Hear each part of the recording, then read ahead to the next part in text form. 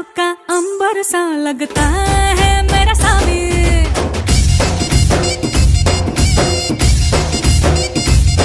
मेरी राहों में फूलों का रास्ता है